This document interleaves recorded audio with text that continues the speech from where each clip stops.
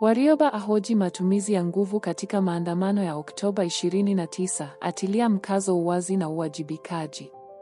Dar es Salaam.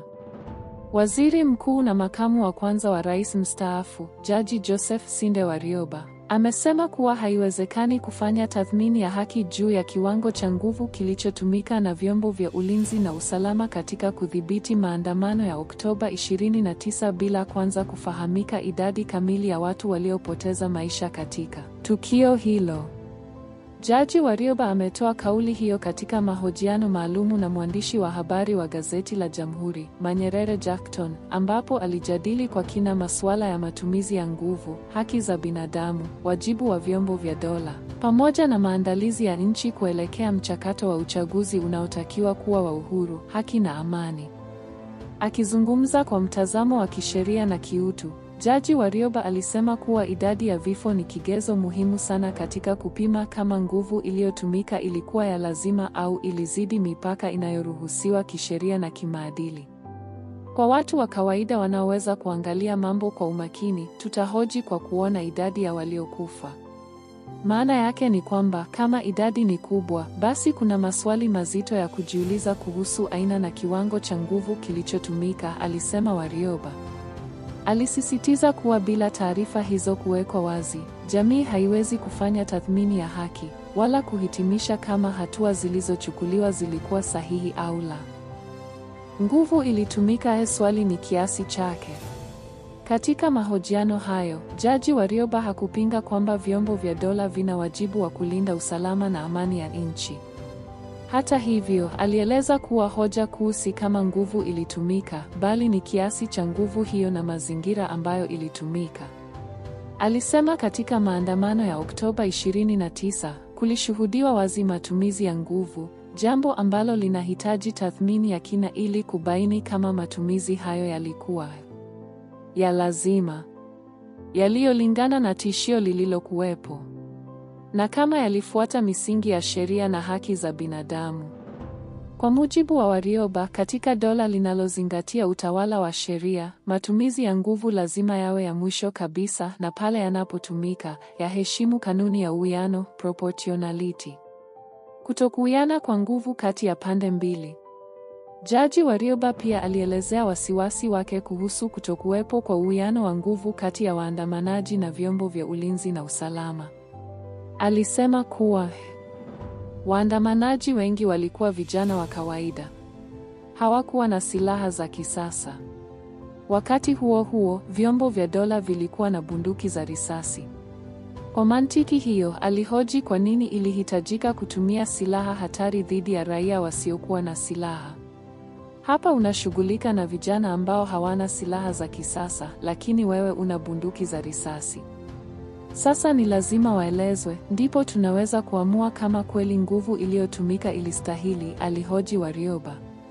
Kauli hii iliibua hoja nzito kuhusu haki ya kuishi, haki ya kuandamana kwa amani, na wajibu wa dola kulinda raia wake, hata pale wanapotoa maoni au kudai haki zao. Maandalizi ya vyombo vya ulinzi kuelekea uchaguzi. Katika sehemu nyingine ya mahojiano, Jaji Warioba alikumbusha kuwa kwa kipindi cha takribani miaka miwili, vyombo vya ulinzi na usalama vilikuwa vinaelekezwa na kuandaliwa kusimamia mchakato wa uchaguzi, kuhakikisha uchaguzi unakuwa huru, wa haki na wa amani. Kwa msingi huo, aliibua swali muhimu. Je, maandalizi hayo yalijikita zaidi kwenye kulinda amani kwa raia au kwenye kudhibiti raia kwa nguvu? Alionekana kuhoji kama vitendo vilivyoshuhudiwa katika maandamano ya Oktoba 29 vinaendana na dhamira ya kitaifa ya kujenga mazingira ya amani, mshikamano na imani kwa taasisi za dola, hasa wakati nchi inaelekea katika michakato muhimu ya kidemokrasia. Wito wa uwazi na taarifa sahihi kwa umma. Jaji Warioba alisisitiza kuwa uwazi ni msingi wa amani ya kudumu. Alieleza kuwa serikali na vyombo husika vina wajibu wa kutoa taarifa sahihi kwa wananchi. Taarifa hizo zinapaswa kujumuisha idadi ya waliouawa, waliojeruhiwa na waliokamatwa. Uwazi huo utasaidia kuondoa tetesi, hofu na hisia za kutoaminiana. Kwa mtazamo wake, kuficha au kuchelewesha taarifa kunazidisha mgawanyiko katika jamii na kudhoofisha imani ya wananchi kwa vyombo vya dola. Mtazamo wa kisheria na kitaifa. Akiwa ni jaji mkuu wa zamani na mmoja wa viongozi waliowahi kushika nyadhifa za juu kabisa serikalini, Warioba alisisitiza kuwa kauli zake hazilengi kuchochea chuki, kudhoofisha vyombo vya ulinzi na usalama, wala kuipaka matope serikali. Bali, alisema, analenga kulinda misingi ya utawala wa sheria, kukuza uwajibikaji na kuhakikisha haki za binadamu zinaheshimiwa bila ubaguzi. Alieleza kuwa taifa imara ni lile linaloweza kujipima lenyewe, kukubali pale panapohitaji marekebisho na kuchukua hatua za kisheria pale inapobainika makosa yalifanyika. Hitimisho: taifa linahitaji ukweli, si ukimya. Kwa ujumla, mahojiano ya Jaji Joseph Warioba yalikuwa ni wito wa busara, haki na uwazi katika kushughulikia matukio ya maandamano ya Oktoba 29. Alisisitiza kuwa ukweli haupaswi kuogopwa. Taarifa sahihi ni muhimu kwa maridhiano ya kitaifa, na haki kwa waathirika ni msingi wa amani ya kudumu.